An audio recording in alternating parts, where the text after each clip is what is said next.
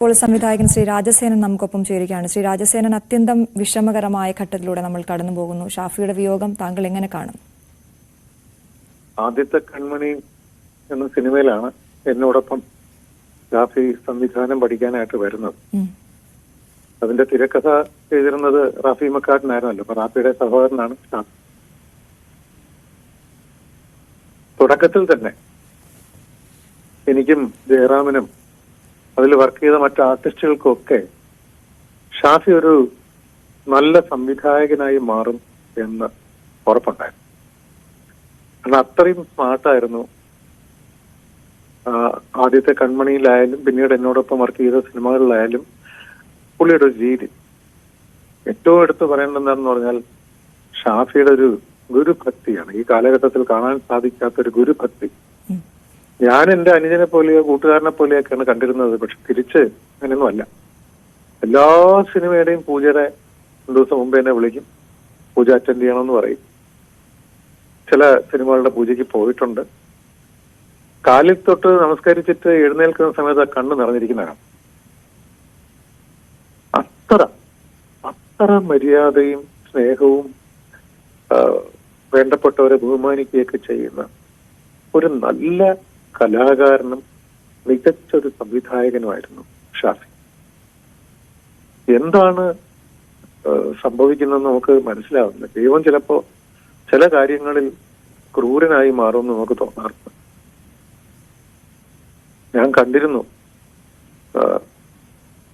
കഴിഞ്ഞ ദിവസങ്ങളിലെല്ലാം ആസ്റ്റർ ഹോസ്പിറ്റലില്.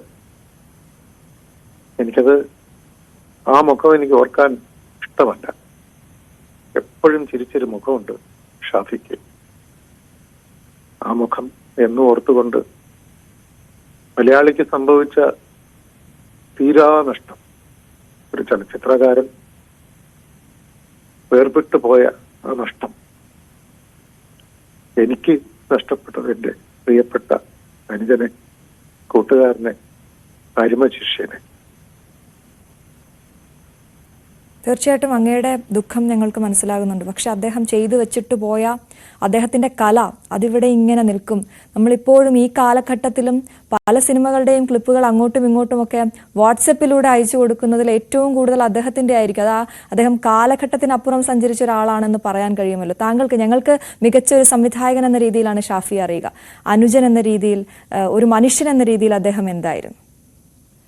അതാണ് ഞാൻ പറഞ്ഞത്. എന്നെ പൂർണ്ണനായ ഒരു ഗുരുവായിട്ട് അദ്ദേഹം കാണുമ്പോൾ ഞാൻ കണ്ടിരുന്നത് എന്റെ റാഫിയുടെ, ഇപ്പൊ തന്നെ എന്റെ റാഫി എന്ന് പറഞ്ഞാൽ റാഫി എനിക്ക് സഹോദരൻ തന്നെയാണ്. ആ റാഫിയുടെ അനുജൻ എന്റെ കൂടെ നിരന്തരം വർക്ക് ചെയ്യുന്നു. ഷാഫി പിന്നെ സിദ്ദിഖ് ലാലിനോടൊപ്പം വർക്ക് ചെയ്തു, റാഫി മക്കാട്ടിനോടും വർക്ക് ചെയ്തു. ആ ഒരു ചിട്ട ഷാഫിയുടെ മേക്കിങ്ങിലും ഷൂട്ടിംഗ് സെറ്റിലും ഒക്കെ ഉണ്ടായിരുന്നു. ഇപ്പോ ഞാൻ ഹോസ്പിറ്റലിൽ നിൽക്കുമ്പോൾ അവിടെ വന്ന സിനിമ സുഹൃത്തുക്കളിൽ പലരും എന്നോട് പറയുന്നുണ്ടായിരുന്നു, പ്രത്യേകിച്ച് ആർട്ടിസ്റ്റുകൾ പോലും. ഷൂട്ടിംഗ് നടക്കുന്ന സമയത്ത് രാജസേനൻ എന്നുള്ള പേര് നിരന്തരം ഉപയോഗിക്കുമായിരുന്നു. എന്റെ ഗുരു. അപ്പോ നമുക്ക് എന്താണ് നഷ്ടപ്പെട്ടത്? ഏറ്റവും പ്രിയപ്പെട്ട ഒരാളെ, ഇടയ്ക്ക് വിളിച്ച് വിശേഷങ്ങൾ ചോദിക്കുന്ന ഒരാളെ, സാറിന്റെ സിനിമ എന്നാ തുടങ്ങുന്നതെന്ന് ചോദിക്കുന്ന ഒരാളെ. എന്റെ കഴിഞ്ഞ സിനിമ തിയേറ്ററിൽ കണ്ടിട്ട് എന്നെ വിളിച്ച് ഗംഭീരമായിട്ട് അപ്രിഷ്യേറ്റ് ചെയ്തു. ആ സിനിമ ഷാഫിക്ക് ശരിക്കും ഉൾക്കൊള്ളാൻ സാധിച്ചു. ഒരുപാട് നല്ല കാര്യങ്ങൾ ആ സിനിമയെ കുറിച്ച് എന്നോട് സംസാരിച്ചു. അത് ഗുരു എന്നുള്ള നിലയ്ക്ക് വെറുതെ പൊഴുത്താനല്ല. എന്റെ ഏതെങ്കിലും മോശം സിനിമ വന്നിട്ടുണ്ടെങ്കിൽ അപ്പൊ വിളിച്ചിട്ട് സിനിമ ശരിയായില്ലോ സാറേ എന്നും പറഞ്ഞിട്ടുണ്ട്. അതാണല്ലോ യഥാർത്ഥ മനുഷ്യൻ. ഇങ്ങനെ ഒരാളെയാണ് നഷ്ടമായത്. തീർച്ചയായും താങ്കളുടെ ദുഃഖത്തിൽ ഞങ്ങളും പങ്കുചേരുകയാണ്. ശ്രീ രാജസേനാണ് നമ്മളോട് സംസാരിച്ചത്. അത്യന്തം ദുഃഖത്തിലാണ് സിനിമാ ലോകം. വലിയ ഒരു